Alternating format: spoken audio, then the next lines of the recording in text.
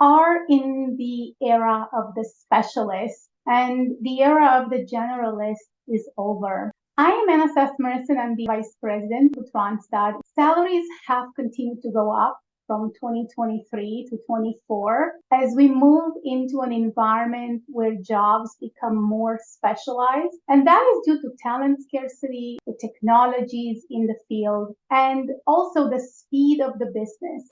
Companies have also looked to strengthen their retention programs by paying close attention to what's most important to their most valuable employees. And for most, that is money due to inflation and the increasing cost of living. We are in the era of the specialist, and the era of the generalist is over. And this is important both for employers and for the employees. And the advanced technologies and talent scarcity make 2024 a talent market.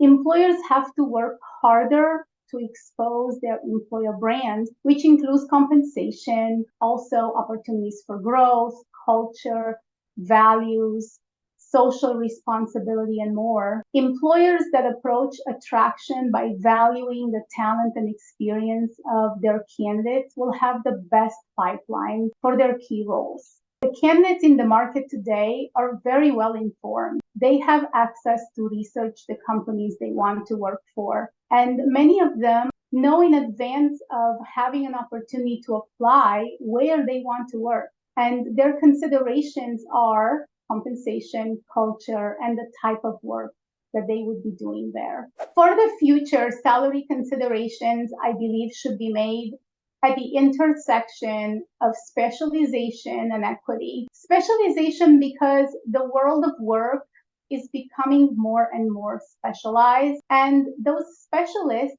come with a certain salary tag. Equity, not only because people are looking for companies that value them and pay them fairly, but also because it's the right thing to do. People are adding value to their employers, and employers must add value to the people.